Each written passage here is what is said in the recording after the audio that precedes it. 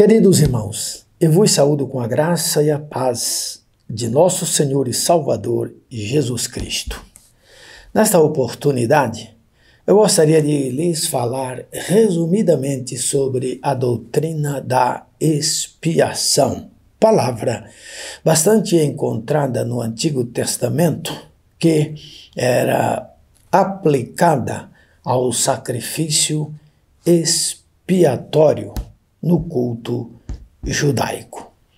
A expiação é uma palavra derivada do latim expiare, que, de acordo com o contexto, pode assumir várias acepções, pois o prefixo ex indica a saída de um interior ou tirar inteiramente de uma situação.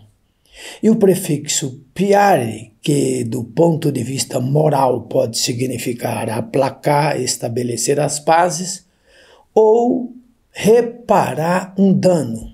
Já do ponto de vista físico, o prefixo ex pode ser usado para se referir a algo que foi solto.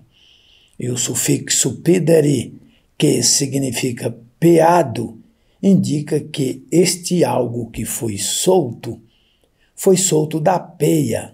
Trata-se de uma linguagem rural, usada por quem trabalha com animais. No contexto bíblico, esta palavra significa que o pecador foi solto das amarras do pecado por meio da morte de Jesus Cristo, nosso Senhor, como sacrifício expiatório, conforme nós lemos na Epístola aos Hebreus, capítulo 2, verso 17, que diz o seguinte: Por isso convinha que em tudo fosse semelhante aos irmãos, para ser misericordioso e fiel, sumo sacerdote naquilo que é de Deus, para expiar os pecados do povo. No Antigo Testamento, a expiação, ou a palavra expiação, é usada para se referir ao sacrifício apropriado com vista no perdão do pecado individual ou coletivo, conforme nós lemos em Levítico 6, do verso 2 ao 7, e também no capítulo 16, versículo 23. Entretanto, a expiação da antiga aliança não era sustentável, pois a cada pecado cometido precisava sacrificar um animal inocente no lugar do pecador culpado. A morte do animal significava a entrega de uma vida para salvar outra vida, porque a consequência do pecado é a morte. Conforme o próprio profeta Ezequiel diz no capítulo 18 e versículo 4, a alma que pecar, essa morrerá. E o apóstolo Paulo diz em Romanos, no capítulo 6, verso 23, que o salário do pecado é a morte.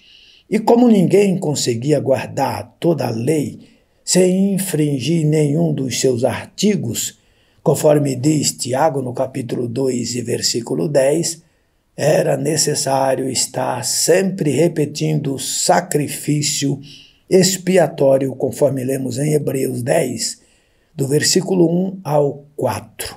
Além disso, de acordo com Hebreus 10, no versículo 11, os pecados também não eram perdoados definitivamente, mas apenas encobertos, como uma mulher que, após varrer a casa, joga a sujeira debaixo do tapete. A sujeira foi varrida, mas não foi removida totalmente. Ela permanece lá.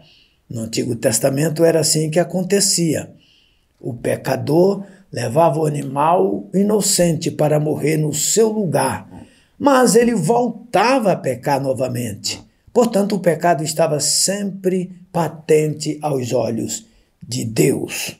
Ainda em Hebreus 10, versículo 1, o autor da carta entendeu que aquele ato cerimonial servia apenas como sombras das coisas futuras que se cumpririam definitivamente em Cristo Jesus, nosso Senhor.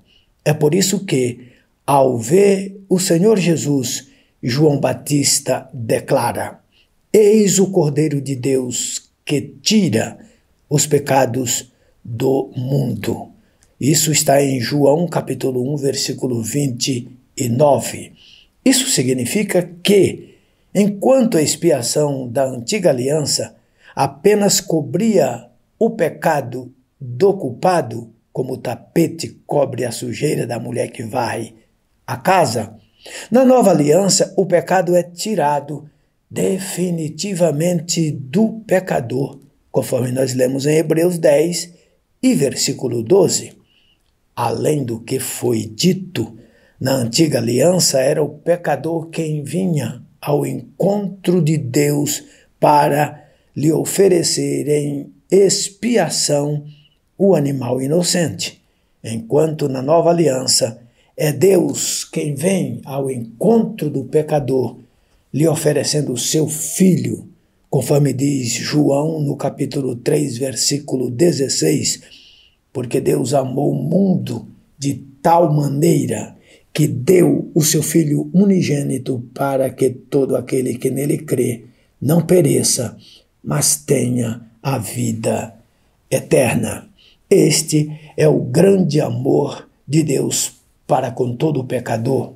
E é assim que encerra o plano de Deus para a salvação, começando na antiga aliança, mostrando ou servindo como sombras de coisas futuras que aconteceria definitivamente, onde o pecado do pecador, uma vez expiado, seria definitivamente eliminado e não apenas encobertos.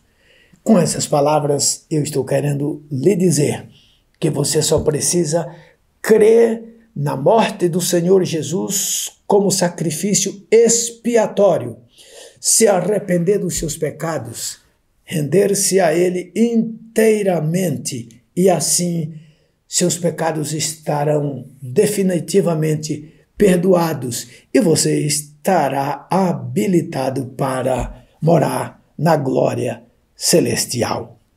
Curta nossa página e compartilhe com seus amigos a fim de evangelizá-los e se inscreva no nosso canal do YouTube para ter acesso a outras postagens nossas. Que Deus abençoe sua vida e a vida da sua família em Cristo Jesus, nosso Senhor. Amém.